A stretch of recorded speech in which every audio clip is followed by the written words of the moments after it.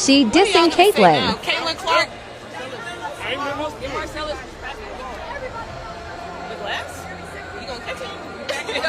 I'm not the one to disrespect. I disrespect around here. I'm talking. Hey, she ain't do this tonight, did she? Respect that. Respect.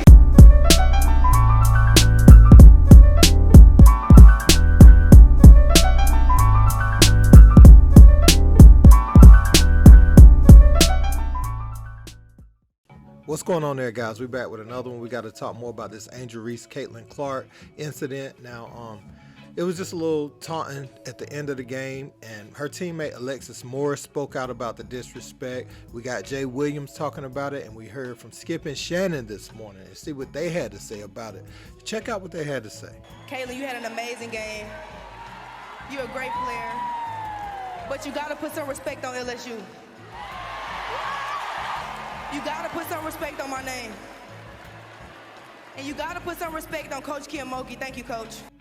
Trash talking is okay, people. Like, we see it with Patrick Beverly and Austin Reeves, and we applaud it.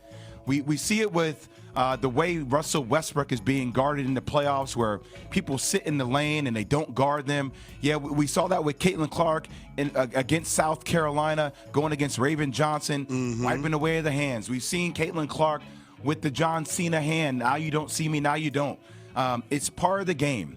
The thing that bothered me last night is that while Angel Reese is doing it towards the end of the game, we have a certain section of people that then want to come out and call people like Angel Reese, who is 20 years old. Now think about this. The narrative that's been following this team all year long, right, has been they're ghetto, they're thugs. Think about what you heard Dawn Staley talk about the other day. She literally made a comment about it. It went viral.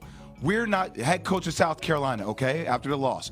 We're not bar fighters. We're not thugs. We're not monkeys. We're not street fighters. And today I'm pissed off because instead of congratulating and celebrating LSU, we're talking about elements of race and double standards. So when Caitlin Clark is doing all this, she has swag. She's a competitor. She's lost in the juices. This is what we love. But when Angel Reese does it, and was it maybe a tad bit excessive? Could she have been called a T? Sure, if the refs wanted to call her a T at the end of the game for trash talking because she fouled Caitlin Clark around. But these are the same things that motivates young people in sports. And we applaud it in other directions, but now we want to apply race towards it, or we want to apply, look at her, she's a classless piece of, that's what Dave Portnoy said. I'm putting names on it. Keith Olbermann called her a blanking idiot on Twitter. What are we doing? Why are we taking it to that level? If you want to criticize it and say call a tech, fine, I'm okay with that. At least you're having some kind of informed opinion on it. But now we're name calling. Now we're questioning people's character off winning a chance. That just really, I'm not going to allow that to happen on our show and also nationally. This is about the portrayal of how women, we see it two different ways. 48 hours ago when Caitlin Clark did this John Cena, it was considered swag. 48 hours later, Angel Reese does the exact same gesture. Is classless. Dawn Staley foretold of this. Many chalked it up as being sour grapes because she had lost. And lo and behold, everything that she spoke of came to fruition the moment Angel Reese did that gesture. But Skip, I mean, how do we, it's so obvious what this is. Skip, this is not about anything else other than race. We see two different gestures. And one is a celebration, it's celebrated as, woo, it's celebrated. The other is condemned. And why? Only because a black did the exact same gesture that a white female did 48 hours earlier. So, wow, man, we got the takes really rolling in, and a lot of these things are echoing the exact sentiments I had last night. You know what I'm saying? And Shannon, I had to cut out the part, for copyright or whatever, but he mentioned that this is not towards Caitlin Clark. This is what I believe some people are getting misconstrued, that we are talking to Caitlin Clark. No, we talking to the people that are trying to make her a victim in this scenario, whereas it's just banter between two players. You know, you gave it out, you got to take it. That's all we saying. Is Angel Reese, being an African-American young lady, that's causing all this uproar, you know, the lashes, the hair, everything, you know, they looking at it in that way. And I really don't appreciate that. You know what I'm saying? Caitlin Clark did a good job in her post game saying that she don't know what that was, like a true sport. It's just these people on social media, man, that I remember people acting like this with Magic and Bird back in the day. And Bird didn't lean into it either. And Isaiah said some stuff about him, you know, just because he's white, that he could have leaned into it, and he didn't. But the fans, it's the fanaticals that cause us to have to speak up, man. Now Angel Reese, like I said before, she's gonna her day is gonna come where she's on the other end of this, and she's gonna have to take it. If you play that way and you're mouthy, it comes back in a whole different way, you know.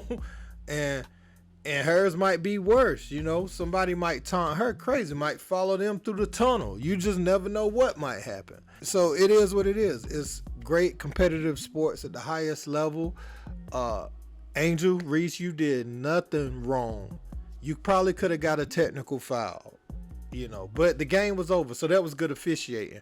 If it was 3 or 4 point game or something like that, even a 6 point game, yeah, they probably would have gave her a tech. But with it being so out of reach, they weren't going to prolong the agony anymore. They were going to let the game go ahead and finish out. So people wondering how she didn't get a tech. The game was out of reach at that point.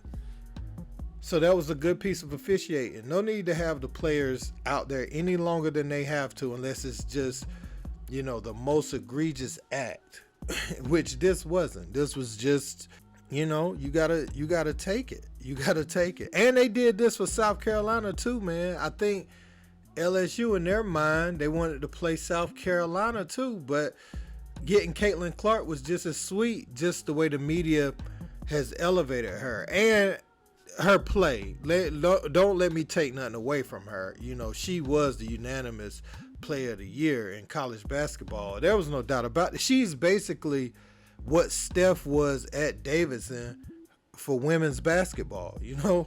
So like her game is amazing. I enjoyed it.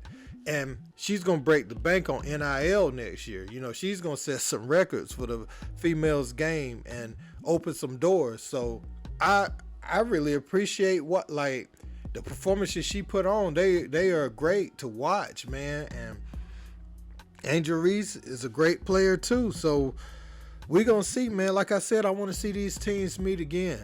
I want to see them meet in the postseason again, because this is what rivalries are made of. So with this piece, this is how sports go, right? If LSU would have just won, shook hands, walk off the court, it wouldn't have this viral moment that they have right now. If these two teams were to meet again, think about how many eyes is going to be on the women's game.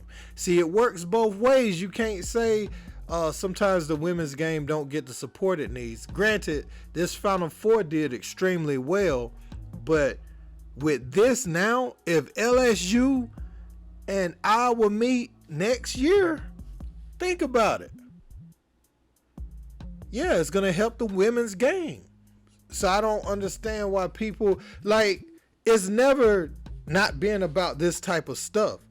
You look at the Bulls and Pistons, you look at the Lakers, Celtics, a lot of these antics make you just get more glued into the rivalry between teams. So I want them to play again just to forge a new, to form a new rivalry. You know, that's how I'm looking at it. But let me know what you guys think about it in the comments. Don't forget to like, share, and subscribe. Until next time, peace.